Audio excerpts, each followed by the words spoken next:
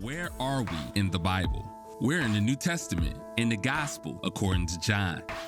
This is a first-hand biography of Jesus by one of his closest friends.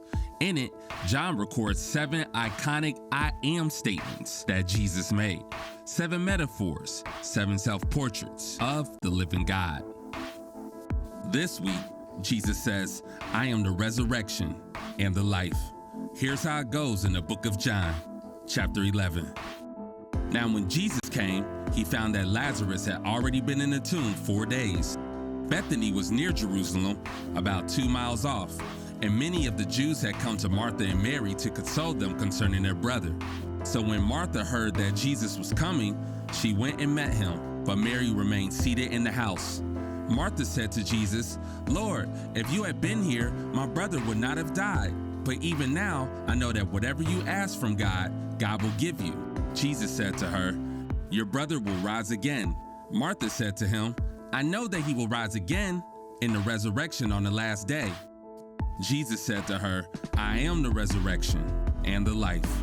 Whoever believes in me, though he die, yet shall he live. And everyone who lives and believes in me shall never die. Do you believe this?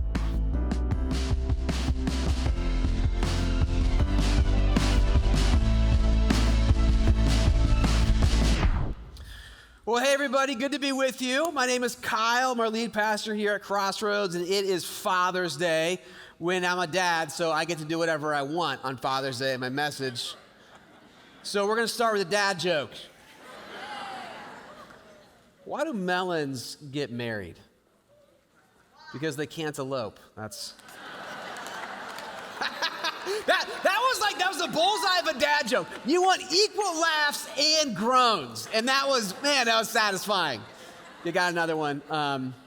Why can't you hear a pterodactyl going to the bathroom?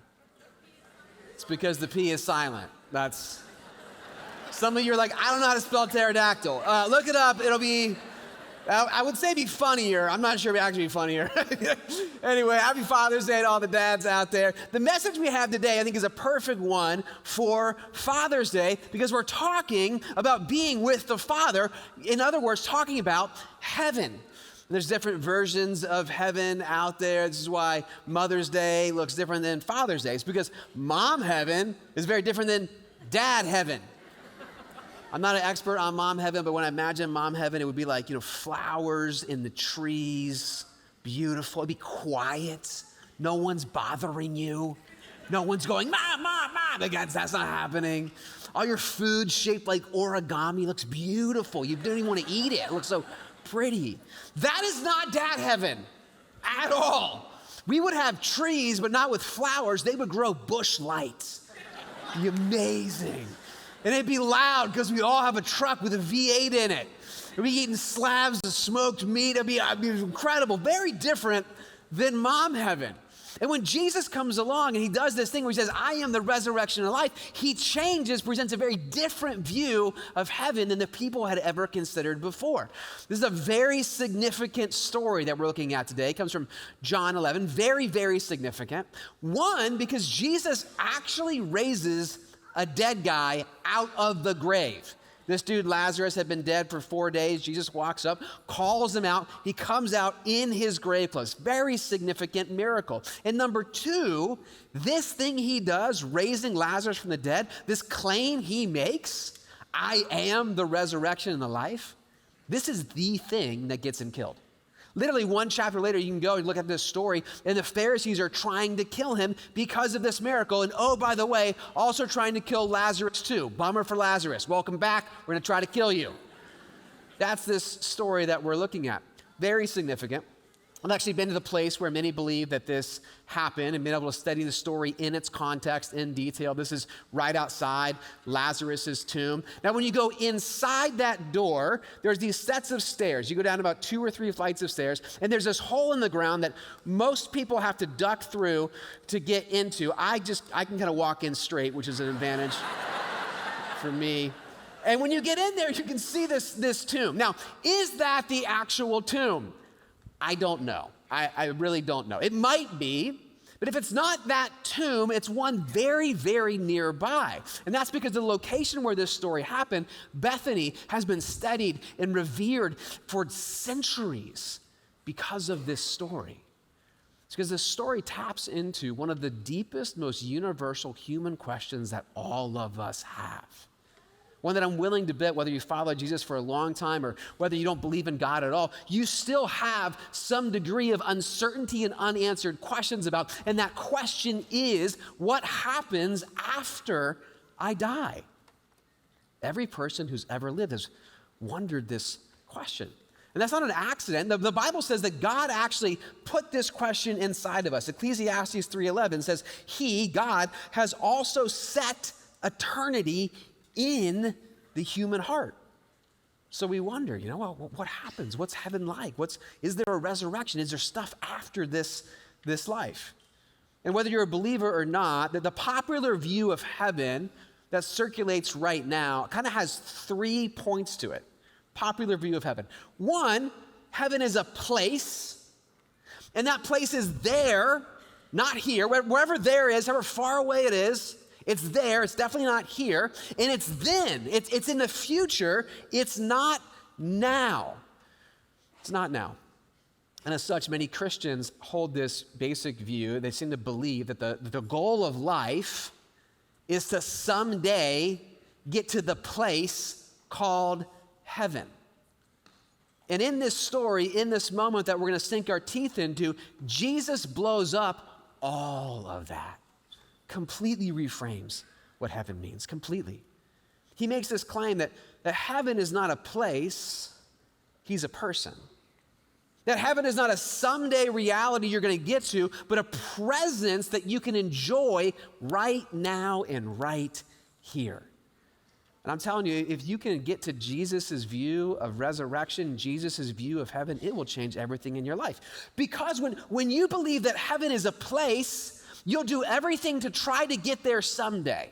But when you believe that heaven is a person, you'll spend your life trying to get to know him and spend time with him right now.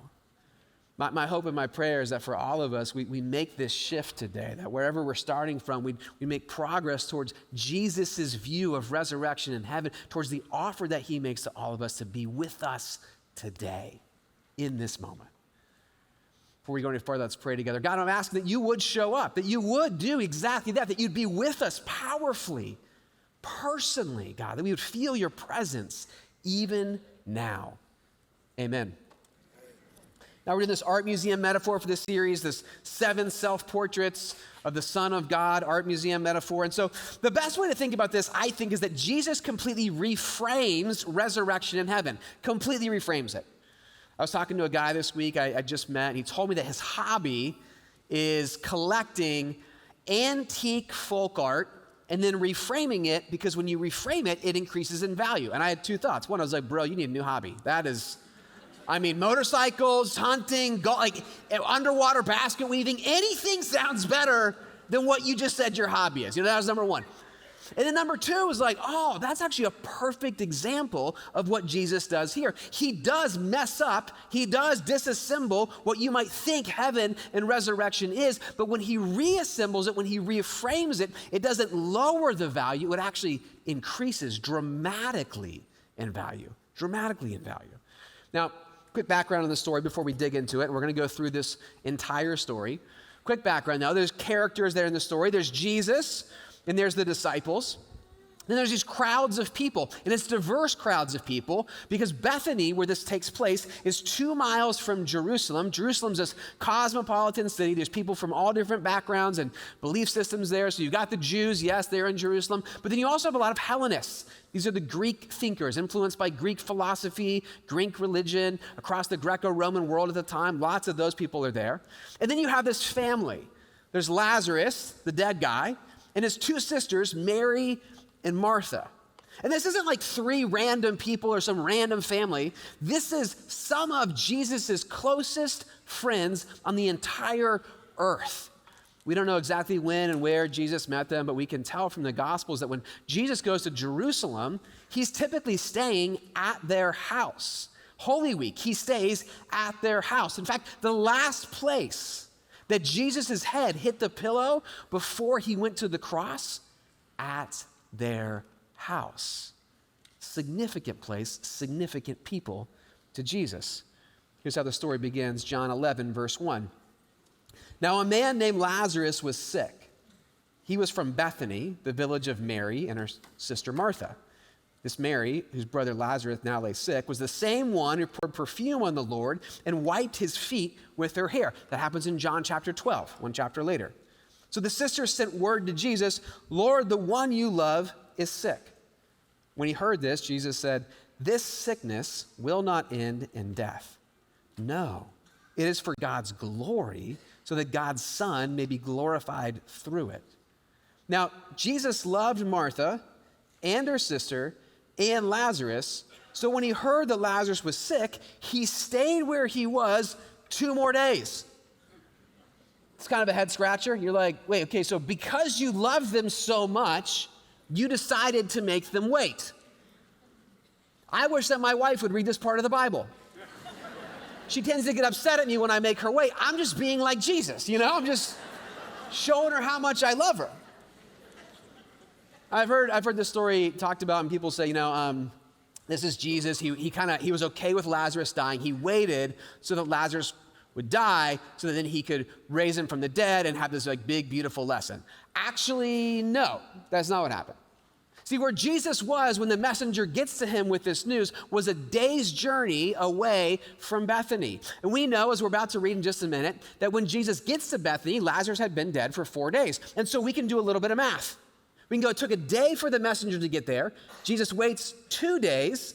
He travels a day, and Lazarus has been dead for 4 days, which means the day Lazarus died is the same day the messenger left. Before Jesus ever got word about Lazarus, he was already dead. And so there is a lesson in here. See, seemingly the family that was closer to Jesus than arguably any other family on the face of the planet at the time, for them, even them, going to Jesus for help, seeking his presence, was not their first impulse. It was their last resort. And by the time they go to him, it's already too late. Lazarus is already dead. Here's how the story continues in verse 17. On his arrival, Jesus found that Lazarus had already been in the tomb for 4 days. Now, Bethany was less than 2 miles from Jerusalem, and many Jews had come to Mary and Martha to comfort them in the loss of their brother. When Martha heard that Jesus was coming, she went out to meet him, but Mary stayed at home. Lord, Martha said to Jesus, if you had been here, my brother would not have died. But I know that even now, God will give you whatever you ask. Jesus said to her, your brother will rise again. Martha answered, I know he'll rise again at the resurrection at the last day. And then Jesus leans in. I think he gets really close to Martha in this moment. I think he might even grab her chin or hold her cheeks in his hand, and he looks into her eyes and he says, I am the resurrection and the life. The one who believes in me will live even though they die. Whoever lives by believing in me will never die. Do you believe this? I don't know how long it takes Martha to answer, but eventually she does, and she says, yes, Lord. I believe that you are the Messiah, the Son of God, who is to come into the world. And then Jesus, he never says something without doing something. And so he goes to the tomb. He calls out in a loud voice, Lazarus, come out, and a dead man walks out in his grave clothes and says, unwrap him, unwrap him. Incredible. But the center cut moment of the story is actually what we just read. It's not Lazarus walking out of the tomb. It's what Jesus says to Martha. I am the resurrection and the life. Do you believe this? And I think the question that Jesus has for us on this Father's Day, not accidentally, is do you believe this? And what do you believe about it? And what does it mean to you? Not like on a theoretical basis, but on a practical, daily basis, day in, day out. Does your view of Jesus as the resurrection and the life change anything? What is your view about heaven and resurrection? Now, there were basically three views present in the audience who watched this story happen then, and I would argue they're more or less the same that are present with us right here, right now. Group number one, if you ask them what's their view on heaven and resurrection, they would say nothing. There is none. They would say everything that you see is all that there is, and there is no such thing as afterlife. There is no such thing as resurrection or heaven or any of that stuff. Back then, that group was called the Sadducees, and it might surprise you. Like, man, even back then, I thought everybody was religious back then. No, there were groups of people who rejected this idea. The Sadducees were culturally Jewish, but did not believe in any resurrection. Today, these people are called the secularists, the kind of bullseye of this group, the inner core is the atheist. This viewpoint has been pushed upon us for a long time. About 12 years ago, in fact, there was a book that kind of took the world by storm. It swept popular culture. Everybody was reading it. Bill Gates read it, recommended it. Mark Zuckerberg read it. He was recommending it. It's called Sapiens. It's by an Israeli military historian about the history of humankind. But it wasn't just factual history this guy was presenting. He was presenting the underlying philosophical, emotional ends of believing that all that we see is all that there is. In the book, he said this: in itself, the universe is only a meaningless hodgepodge of atoms. Nothing is beautiful, sacred, or sexy. But human beings make it so. Any meaning that people ascribe to their lives is just a delusion. And I don't hear that and get upset about it. I hear that and I'm grateful. I'm like, thank you for articulating clearly the logical conclusion of believing that there is nothing but this world and this life. Thank you, because you're right. If we came from nothing, pure accident, cosmic mistake, and we go to nothing afterwards, then in the middle is also nothing. Doesn't matter. Doesn't matter. Now, what I find fascinating is this viewpoint has been around and kind of pressed and popularized for the last, 100 years or so. But what's interesting is right now we're in this cultural moment where the younger generations, especially Gen Z, Gen Alpha, are rejecting this worldview. And not because there's some enlightened religious whatever, it's because they just go, this doesn't match my experience. Because my experience is that things are meaningful. My experience is that some things are beautiful and some things are genuinely awful on the other end of the spectrum. And so you cannot convince me that this is all that there is and it's all meaningless. And I just want to say, if you're in those generations or you're in that spot, maybe you don't know what you believe about heaven, but there is something in you that rejects this. You're like, that doesn't match. Lean into that feeling. Lean into that experience that you have. God says he put eternity in your heart. Follow it. That's audience number one present, nothing people. The audience number two are the people who believe in some kind of bodily resurrection and judgment, like at the end of the world. This was the Pharisees back then, the dominant religious leaders at the time. They believed that someday everybody who had ever died would all be bodily resurrected all together, all at once at the end of world history. Each of us would then be judged individually based on whether we'd done good stuff or bad stuff.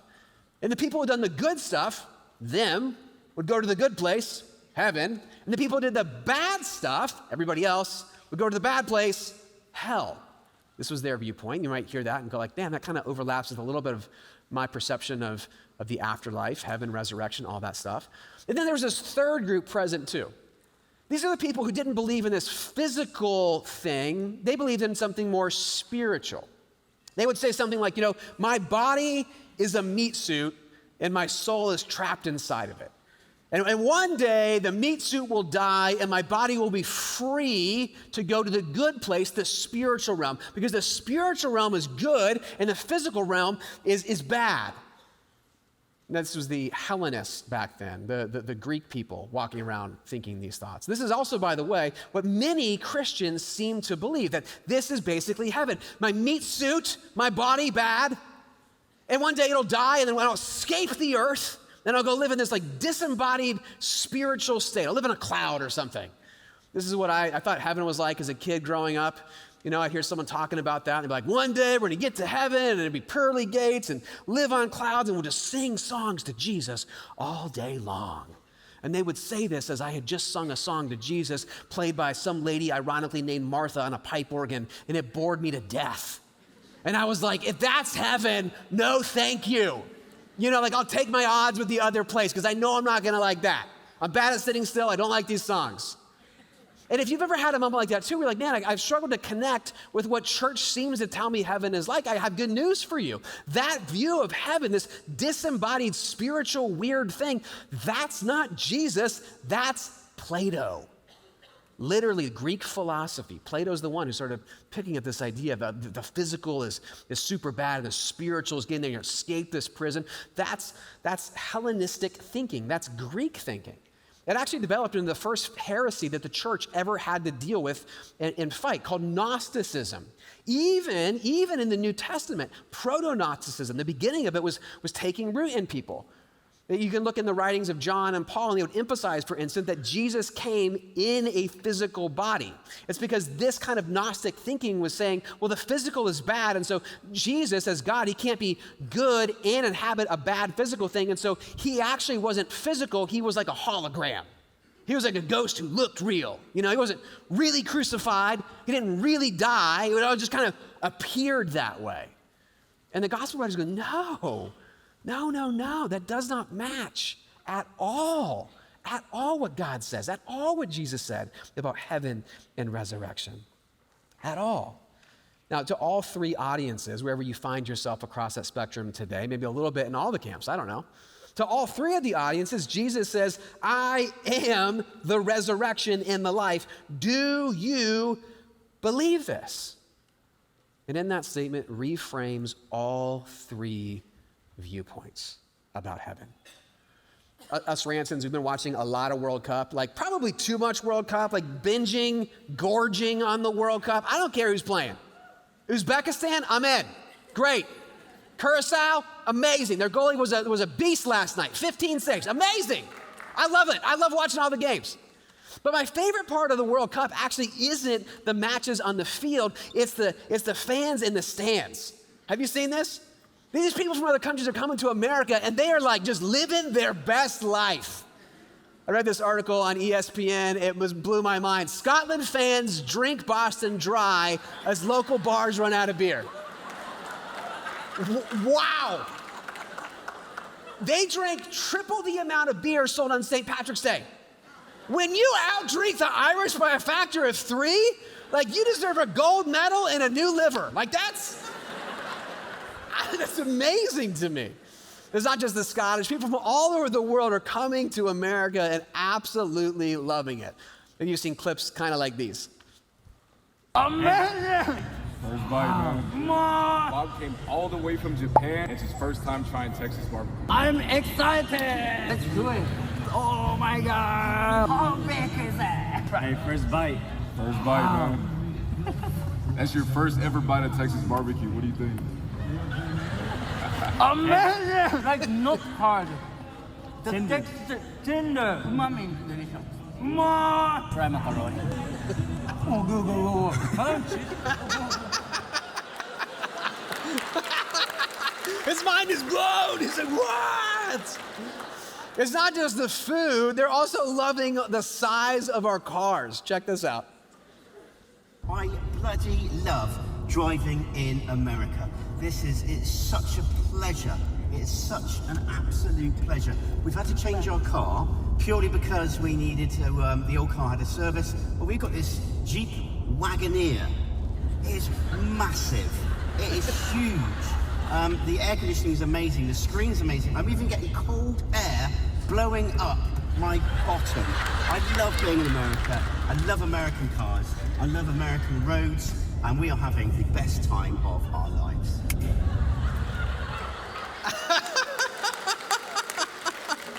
In my house, we call the vented seats BC. Instead, it's like there's AC and then there's BC, butt conditioning. Comes out of your seat. Take that if you want to. Not just the cars, by the way. This might be my favorite one. The size of our drinks. Watch this. What? I asked a medium size. That's medium. Ma che medium?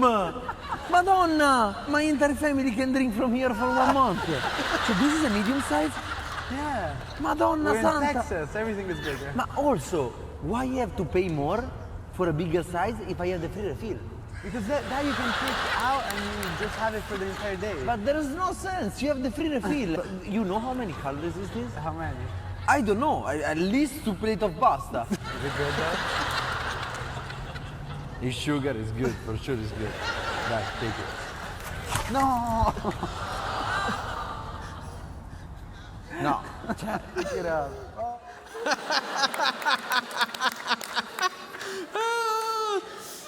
It's beautiful. They found heaven on earth. They didn't know.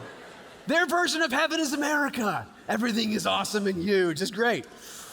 I want you to think right now about your version of heaven. What would it look like? Maybe there'd be Texas barbecue. I don't know. Maybe driving a Jeep Wagoneer. Think about what it would look like. Would there be mountains in your heaven? Big, tall, beautiful mountains. Maybe water. Maybe a lake.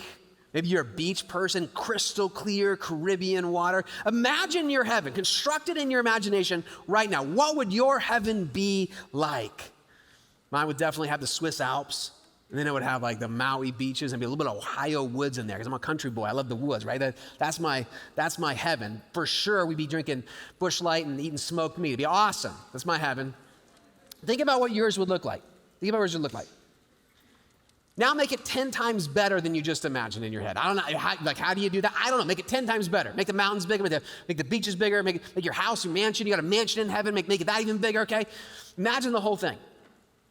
Now, whatever you're picturing, if you're imagining a place, you're not imagining Jesus' version of heaven. Because the thing that Jesus does that reframes everything, when he says, I am the resurrection and the life, is he says eternity, heaven, is not about a place, it's about a person. It's not about a someday there, it's about a me right here with you right now in this moment. See, this is Jesus' massive reframing of resurrection from a place to a person. And it changes our questions, not how do I get there someday? How do I enjoy his presence today? Entirely different question. John 17:3, Jesus says, this is eternal life, that they know you, the only true God, in Jesus Christ, whom you have sent. He's not saying, I am like heaven, I'm like resurrection, I'm like eternal life. He says, knowing me, being with me, being in my presence is heaven. I used to read this story and I would think, man, there's one clear loser in this story. Lazarus.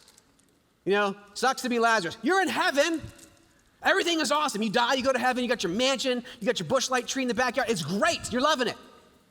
And then Jesus comes and drags you out of heaven back to earth. You got to walk out in your grave clothes in front of everybody. Embarrassing, right? You're like, stinks for Lazarus.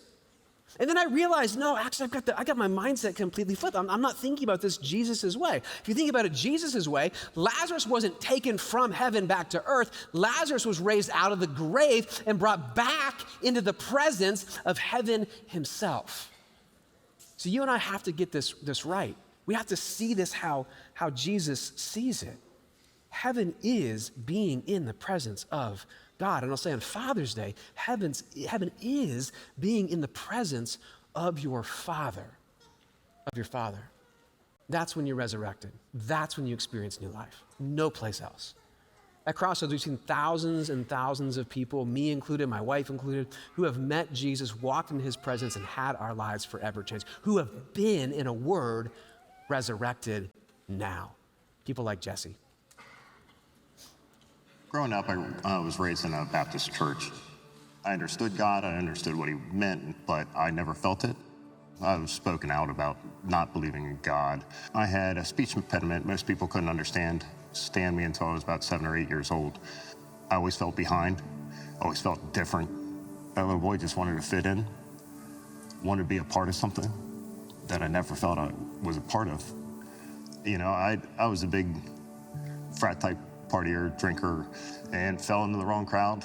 Cocaine was introduced in my life. Started as fun, started as a scene, and then as time went on, it consumed me and took everything away from me.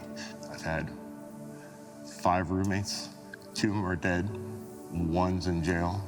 You do unimaginable things that you never thought you were possible doing in addiction. I was morally defeated. I was broken. I failed as a son, failed as a father, failed as a husband, lost my job. I couldn't decide if my kids were better off with an addict as a father or no father at all. I had called my dealer. I'm sure I lied to my wife to get out of the house. As I was coming up to Crossroads Oakley to meet my dealer, and the sign read, Thursday night baptisms, you have a seat there. I walked into Crossroads, I'd never been there. But, I watched people get baptized, come out of that water, and have grace, forgiveness that I just didn't have for myself anymore. I started a recovery program. My sponsor had told me, he said, when you get in the car, you turn the car on and you start talking to God. And you don't stop talking to God until you get to wherever you need to be. Because you'll never turn to call your dealer when you're in the middle of a conversation with God. And it was what I needed at that time. After I got clean, I hadn't been myself in so long, I didn't even know who I was. You start filling voids in your heart with other things external from you, relationships and working out, becoming a workaholic, anything to prove that you're better than what you were. It took time for that relationship to grow with God. I didn't even get baptized for a few years. I had gone on a mission trip to New Orleans, and I remember at the end of it, everybody was getting baptized and didn't think I was good enough for it yet. It wasn't until a couple years later, Chuck was speaking, and by the end of it, he had said, if this doesn't give you a reason, there is no other reason, and I got baptized that day without a plan. When I stepped out of the water, I felt like I had hope for the first time. Like I wasn't necessarily the person that I had left behind. God's given me everything. Gave my life back, gave my children their father back. I have respect for myself. I have custody of my 2 kids and my stepson. I'm a business partner with my father, and my son gets to work with me now. He's 20. I have everything I need. What does God call you? God says I'm worthy. God says stand up. He calls me a son.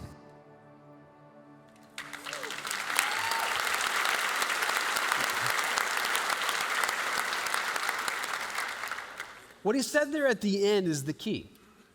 How do you hear what God might say to you? Well, you get in his presence, that's how. You get up close to him. And when you get close to him, even here, even now in your life, he will resurrect you. This is the answer to the question you might have of like, okay, so the presence of God is better than a place called heaven. I imagined a pretty great heaven, Kyle. It was pretty awesome. Maybe it was better than yours. Maybe I'm better at this than you are. I don't know. Pretty awesome. Why in the world would I rather have the presence of Jesus than go to this incredible place? And the answer is what we just heard in that story, is because the thing you want the most, the thing you've spent your entire life searching for, and you will continue to search for until you find it, is the love and approval of the Father. That's it. And if you have a place as incredible as you can possibly imagine, but there's not the presence of the Father loving you and telling you who you are, you still won't have what you really want. You won't. It's not heaven. Jesus said in John 14, if you've seen me, you've seen the Father. He is the Father, come to be with you and to encourage you and to love you and affirm you and tell you who you are. That's a job only a dad can do. That's a job of a father. In fact, fathers in here right now, dads in here right now, this is the thing that God has called you to as a father. The job of a father is not earn enough money to buy a big enough house to take care of needs. Those needs, finding the place, establishing the place, making it as awesome as possible, that doesn't matter if they don't have your presence. They don't have your affirmation. You know what your kids need from you is they need to hear that they belong.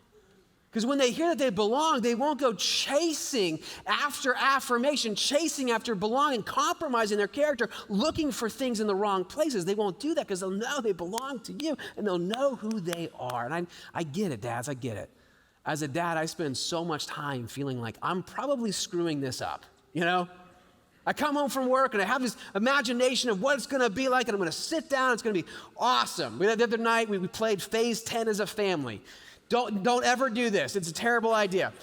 But I was like, this is gonna be great. We're gonna have game night. I'm gonna be the present dad, focused with my family. And what happened? I got stuck on phase 6 and I got really mad, grumpy. And they're all like, what's wrong with dad? I'm like, I'm enjoying being with you. I'm doing this wrong, right? I get it, dads, I get it. You show up from work, we wanna have these great moments, but your temper is short, your patience run out, and you just feel like I'm probably doing this wrong. I get it. If you feel that way, I just wanna remind you of something. Maybe you don't know this, so maybe it's new news. You know that God doesn't do accidents? You know that God wasn't surprised that you were the father of your kids? He wasn't like, oh, oops, that happened. He's not surprised. Psalm 139 says he knows every day of your life before one of them came to be. He knows every word on your tongue, angry, impatient, otherwise. He knows it before it leaves your mouth. He knows all of human history, everybody who would ever live before one of us ever came to be. That's what Psalm 139 says. That's what the Bible says. And so God, in his infinite, perfect wisdom, he looked across all of the billions upon billions of men who he would ever create, who would ever live, and he said, you were the perfect dad for your kids. Not an accident, not a mistake. Not a mistake. I'm telling you on this Father's Day, you can give them a gift. You can just affirm them as they give you whatever it is. Hope it's great. Hope you like it. I don't know. It's kind of hit and miss sometimes. You know what I mean? But you can give them a gift. You can sit them down and just say, hey, I want you to know how much I love you. I want you to know how proud I am. I want you to know I'm always in your corner no matter. You can just tell them that. You don't have to write a poem to them or whatever. Just be a normal person. Tell them what they mean to you. It will mean the world to them. I mean the world to them. It's nothing can replace the presence of a father. And you have a father who loves you. And the thing that he wants the most is to get closer and closer and closer to you. He wants you to live every day in his presence. If you go to the end of the Bible, Revelation 21, there's this incredible picture of heaven coming out of the sky, coming to earth. And it says that what's going to happen is the Father is going to wipe every tear from every eye. As a dad, when my kids were younger, they would skin their knee and they'd run up to me crying, and you're like, a little bit of Tylenol Band-Aid, you'll be fine. But they're crying, right? What happens? They climb into your lap, and I would take my thumb, and I would wipe the tear from their eyes. When you do that, wipe a tear from an eye, it is an intimate, close, nose-to-nose moment. This is what the Father says he wants to do for you. He wants to be this close to you. I think the gift that he would want on Father's Day is the same as any good father would want: time with their kids. And so before we run out and we go to our Father's Day thing, we're going to do a little bit of a prayer experience right now. All of us, just stay where you are. I'm going to help you experience the presence of God right now. I think that's what he wants. You can go ahead and close your eyes. James 4:8 says, draw near to God and he will draw near to you. I want you to imagine the Father sitting down next to you, putting his arm around you, drawing close to you. I want you to take your hand and just put it over your heart, right on your chest. Now, press hard against your heart. Press hard. 1 Corinthians 3:16 says, do you not know that you're God's temple and that God's Spirit dwells in you? As close as your hand is to your heart, as close as your hand is to your body, God is closer. He's more present with you. He's more personal with you. He says he makes his home inside of you if you believe in him. You're gonna take a minute and just ask him to feel his presence in your life right now. Tell him you want to draw close to him. Now take your hand and put it on your shoulder. Kind of the same spot where if you were wearing a heavy backpack, the strap would be cutting into your shoulder. Just put your hand there and press down. Just press down. It can feel like you're doing life on your own. like there's no one else to carry the burdens. But that's not true. The resurrection himself says he came to give you life. He came to help you. Hebrews 4:16 says, "Let us then with confidence draw near to the throne of grace that we may receive mercy and find grace to help in time of need." Tell God what you've been carrying that's heavy. Tell him the burden that you have in your life right now. And ask him to help, to be present with you carrying it. You know, a good father, what they do is they take the load on themselves. And that's what he does. Last one, you take your hands and just hold them out in front of you like you're receiving a gift.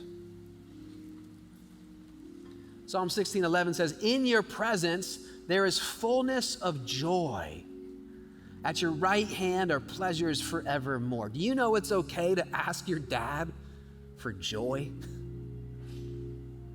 Why don't you just ask him? Whatever would be joyful, just ask him for joy in your day, even today. Maybe you're going out of here and you're not expecting joy. Ask him to change that. To experience the joy of his presence with you today and throughout your week. Let me pray for you. God, thank you so much for being the Father who doesn't live far away. The Father who doesn't say, someday you'll get to be in my presence. Someday you'll get to move into my neighborhood, but you're the God who moved into ours. Would you be the resurrection present today, heaven present today with each of us, that we may experience the unparalleled joy of the life that you offer. Amen.